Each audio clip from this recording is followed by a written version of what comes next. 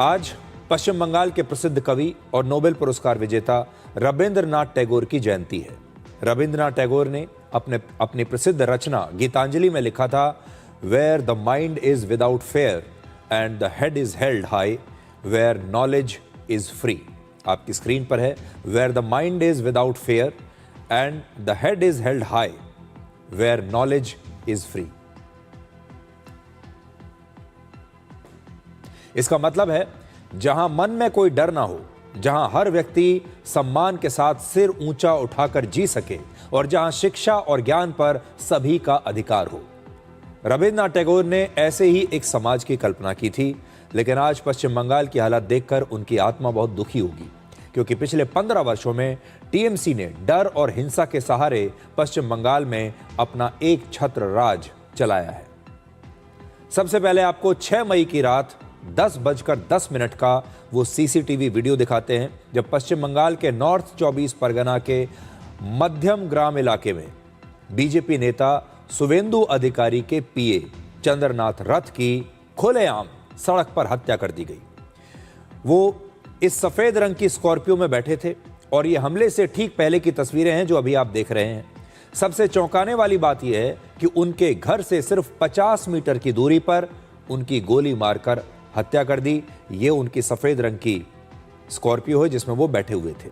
यानी ये हत्या अचानक नहीं हुई, इस हत्या से पहले पूरी प्लानिंग की गई थी और इस पूरे इलाके की पहले रेकी की गई और हमलावरों को यह भी पता था कि वो ठीक कितने बजे अपने घर पहुंचने वाले हैं। पश्चिम बंगाल की पुलिस के मुताबिक इस हत्या के लिए हमलावरों ने 2 से 3 दिनों तक उनके घर और उनके हर मूवमेंट को ट्रैक किया।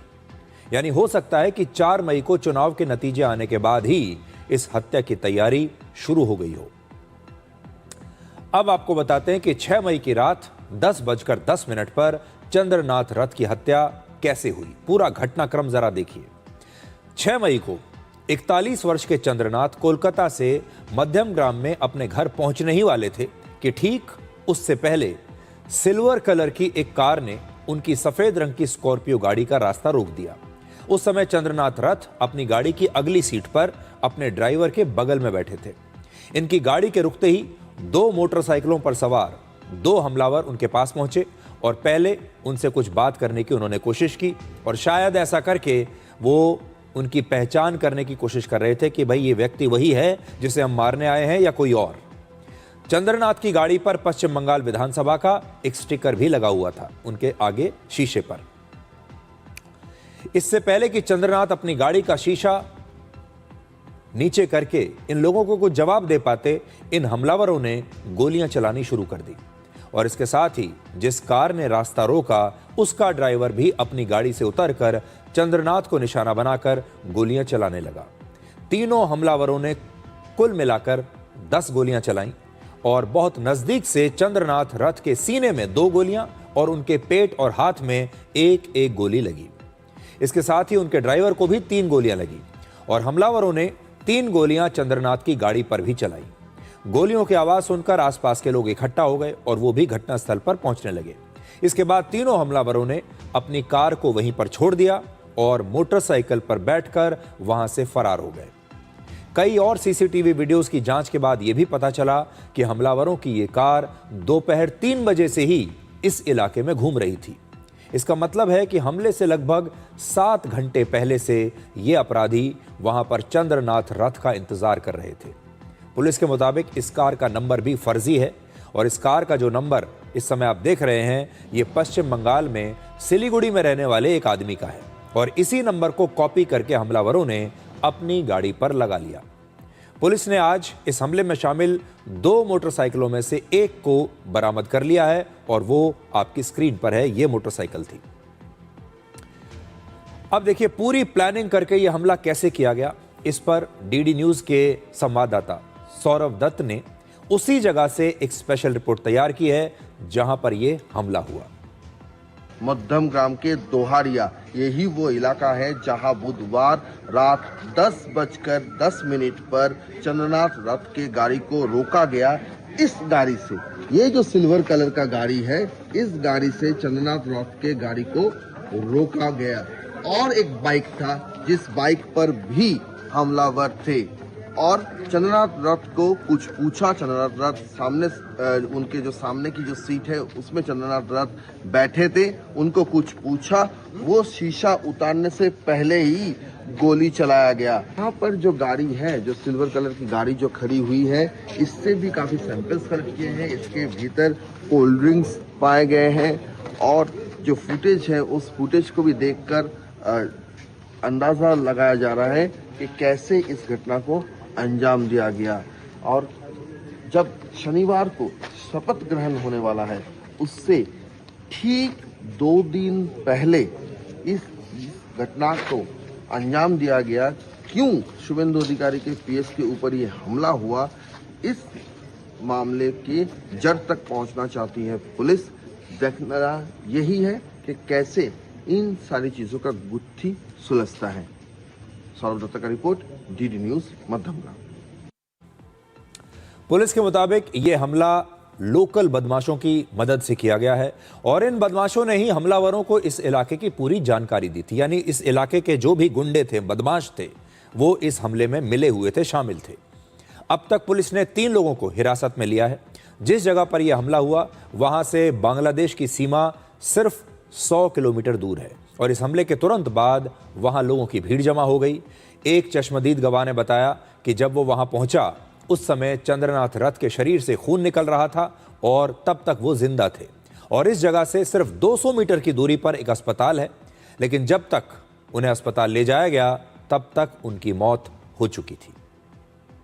कुछ आवाज आया, बाजी तो फूटते ना, उस आवाज आया तो हमने ध्यान नहीं दिया। उसके बाद ही एक आदमी चिल्लाया जो गोली मार दिया गया, 2 आदमी को गोली मार दिया गया। हमने बोला कहाँ पर गोली मार दिया गया? बोला वो देखो उधर कार में पड़ा है।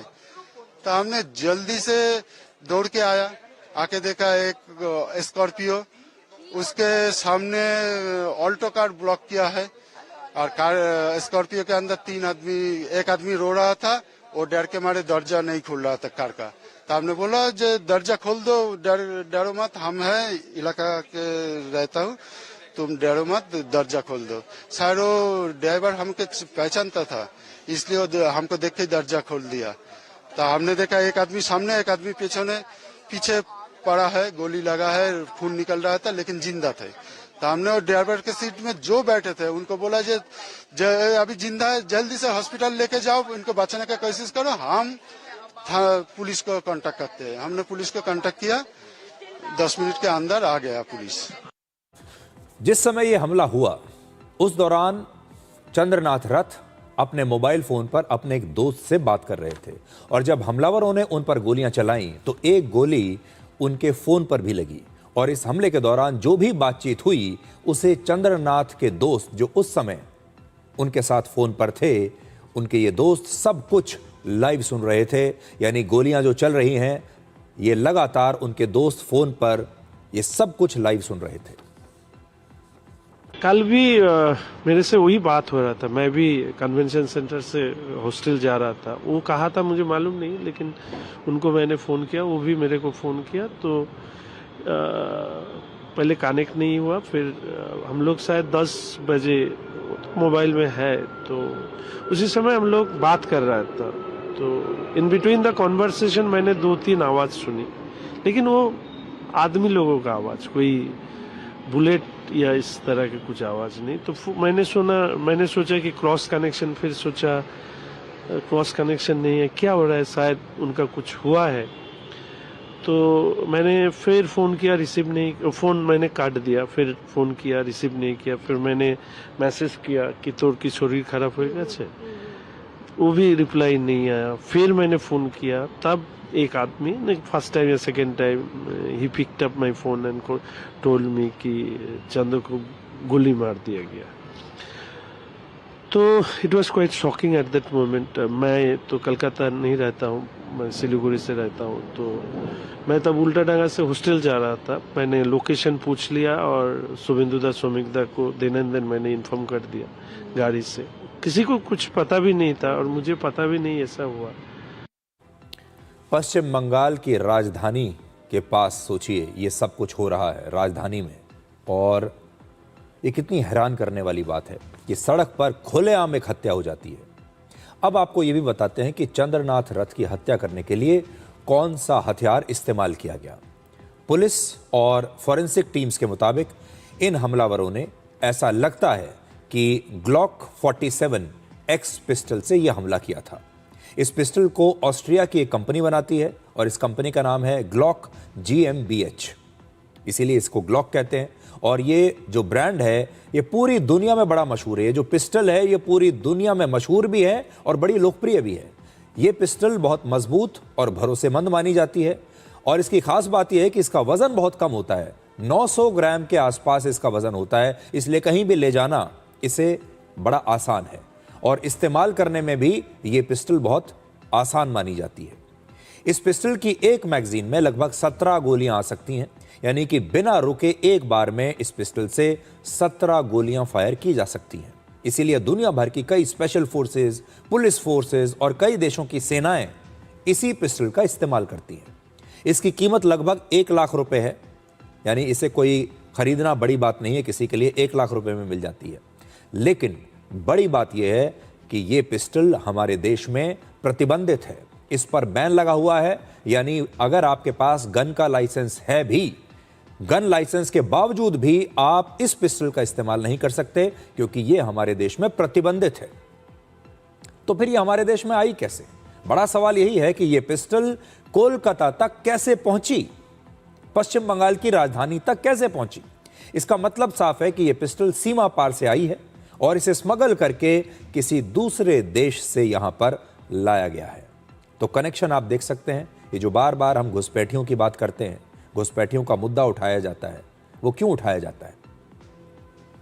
अपने पीए की हत्या को लेकर शुवेंदु अधिकारी ने आज एक बहुत बड़ा बयान दिया। उनका कहना है कि उन्होंने भवानीपुर सीट से ममता बनर्जी को चुनाव में हराया, इसीलिए उनके पीए की यह हत्या की गई है। चंद्रकांत रात को मर्डर करने के लिए एक ही वजह है, वो बीजेपी का शुवेंदु अधिकारी का एग्जीक्यूटिव असिस्टेंट है और शुवेंदु ने हाल ही जो चुनाव हुआ, नतीजा आया, भवानीपुर में ममता बनर्जी को हराया, यही कारण हो सकता है। इसका कोई बात नहीं है। मैं उनका परिवार का साथ दूंगा और परिवार का जो डिमांड है, तुरंत इसको जो किया है उनको हिरासत में लेकर चार्जशीट करके कन्विक्शन दिलाना। चंद्रनाथ रथ शुवेंदु अधिकारी के पीए होने के साथ ही उनके बहुत ही करीबी माने जाते थे और वो उनके चुनाव का भी काम संभालते थे। इस बार शुवेंदु अधिकारी 2 सीटों से चुनाव लड़े थे, एक नंदीग्राम और दूसरा भवानीपुर।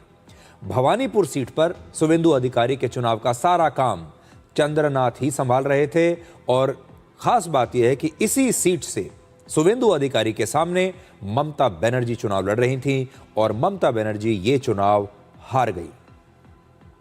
शुवेंदु अधिकारी के साथ काम करने से पहले चंद्रनाथ रथ 20 वर्षों तक भारतीय वायुसेना में रहे।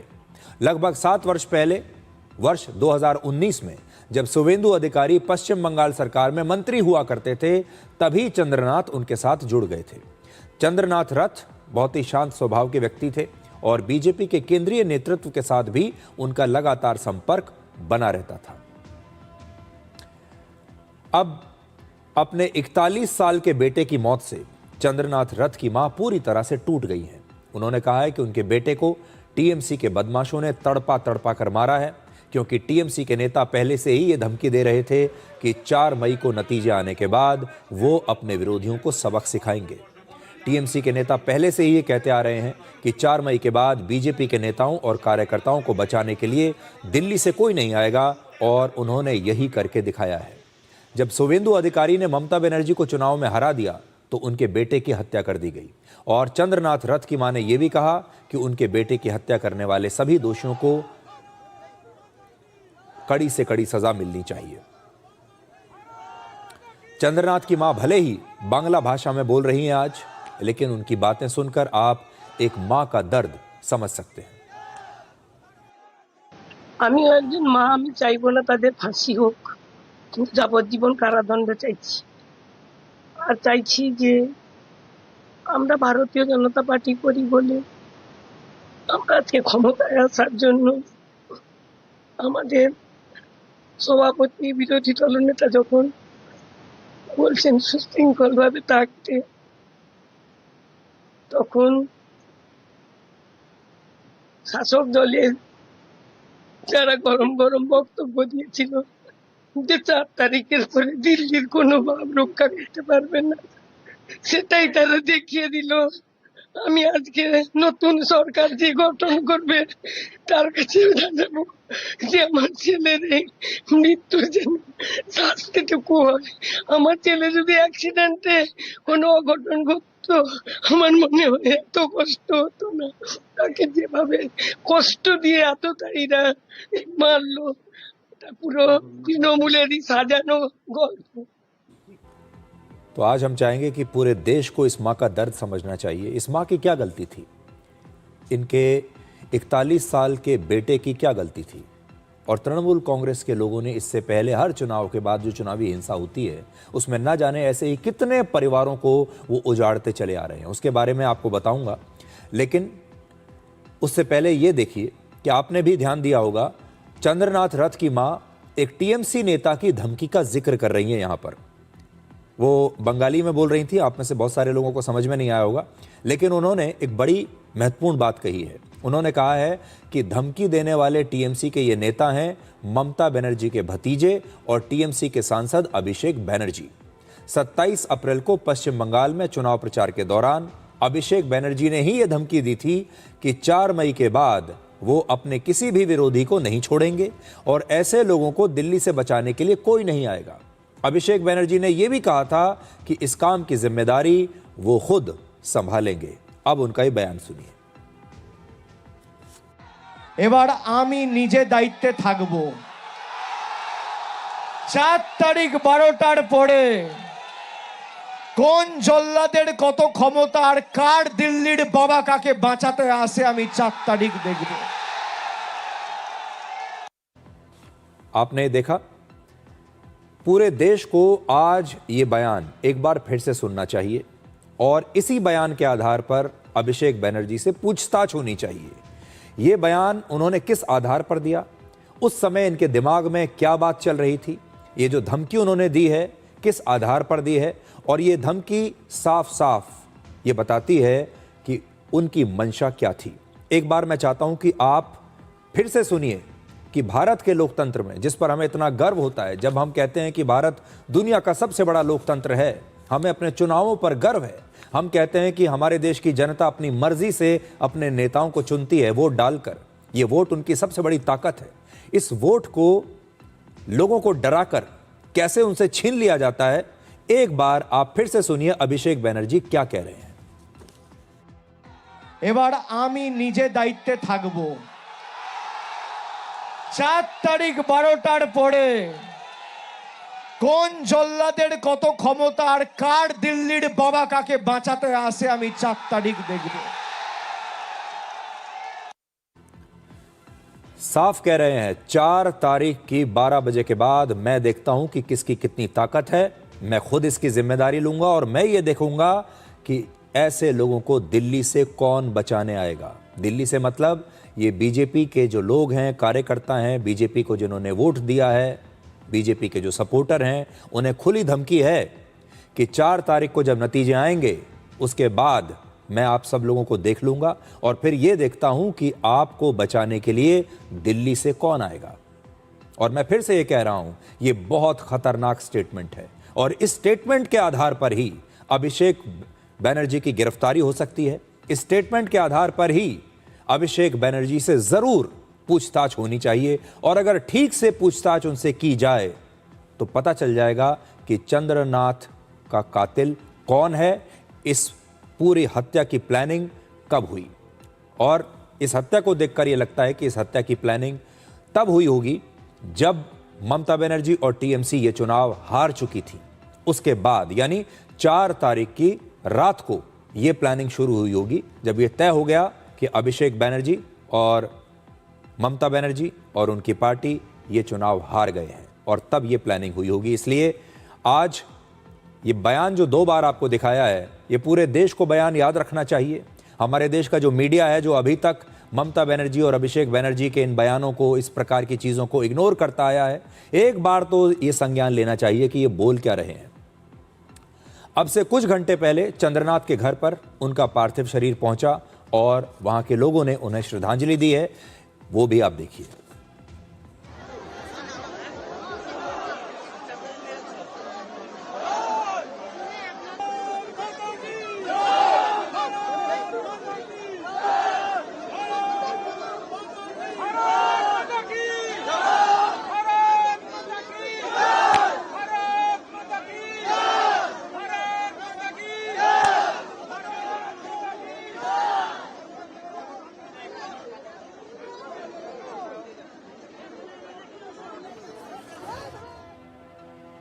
चंद्रनाथ रथ सिर्फ 41 साल के थे और उनकी ये जो कुर्बानी है, इसे कुर्बानी ही कहा जाएगा। उनकी ये कुर्बानी और उनका ये त्याग बेकार नहीं जाना चाहिए और इस बारे में पूरी जांच होनी चाहिए। अभिषेक बनर्जी के इस बयान के बाद सबसे बड़ा सवाल आज यही उठता है कि क्या चंद्रनाथ रथ की हत्या की प्लानिंग चुनाव के नतीजे आने के बाद शुरू हो गई थी? ये तो पुलिस की जांच के बाद पता चल ही जाएगा कि चंद्रनाथ रथ की हत्या किसके कहने पर हुई और इसमें कौन कौन शामिल है। लेकिन आज जरा थोड़ी देर के लिए कल्पना कीजिए, अगर टीएमसी ये चुनाव जीत जाती, ममता बनर्जी ये चुनाव जीत जाती, अभिषेक बनर्जी ये चुनाव जीत जाते और उनकी फिर से सरकार बनती, तो वो इन लोगों का क्या हाल करते। जरा कल्पना करके देखिए कि ममता बनर्जी एक बार फिर से मुख्यमंत्री बन जाती, तो वो बीजेपी को जिन लोगों ने वोट दिया, जो बीजेपी के कार्यकर्ता हैं, जो बीजेपी के समर्थक हैं, उन लोगों का क्या हाल करती। और फिर न जाने पश्चिम बंगाल में कितनी हिंसा होती, चंद्रनाथ रथ जैसे कितने ही लोगों की हत्याएं की जाती, कितने ही घरों को जला दिया जाता, कितने ही परिवारों को बर्बाद कर दिया जाता। मैंने कल भी ये कहा था और आज मैं फिर से कहता हूं कि ममता बनर्जी ने पश्चिम बंगाल को नॉर्थ कोरिया बनाकर रख दिया था। पश्चिम बंगाल बदनाम हो चुका था चुनावी हिंसा के लिए और जब भी चुनाव हुआ करते थे पिछले 15 वर्षों में, ममता बनर्जी जब जीतती थी, जीतने के बाद सबसे पहले ममता बनर्जी के पार्टी के लोग, उनके गुंडे ये देखते थे कि बीजेपी के कार्यकर्ता कौन कौन हैं, किस गांव में रहते हैं, बीजेपी को किस किस ने वोट दिया है, और फिर इनका पीछा किया जाता था। और बीजेपी के जो कार्यकर्ता हैं, बीजेपी के जो लोकल नेता हैं, चुनाव के नतीजे आने के बाद कई कई महीनों तक अपने घर नहीं जाते थे, कई कई महीनों तक अपने गांव नहीं जाते थे, क्योंकि वो जानते थे कि चुनाव के नतीजे आने के बाद जब बीजेपी हार गई है और ममता बनर्जी फिर जीत गई हैं, अगर वो अपने घर गए तो मार दिए जाएंगे। चुनाव के नतीजों के बाद आपने देखा होगा कितनी चुनावी हिंसा होती थी, कितने घरों को आग लगा दिया जाता था और चुन चुनकर उन लोगों को पकड़ा जाता था जिन्होंने ममता बनर्जी के खिलाफ वोट डाला है या फिर उनके खिलाफ चुनाव प्रचार किया है। और इसीलिए मैं ये कहता हूं कि पश्चिम बंगाल भारत का नॉर्थ कोरिया बन चुका था। हैरानी इस बात की है कि ये सब कुछ हमारे देश में 15 साल से चल रहा था, लेकिन कभी किसी ने इसके खिलाफ आवाज नहीं उठाई, और जिन लोगों ने आवाज उठाई उन्हें भी अपने अपनी तरीके से इसकी बहुत बड़ी कीमत चुकानी पड़ी।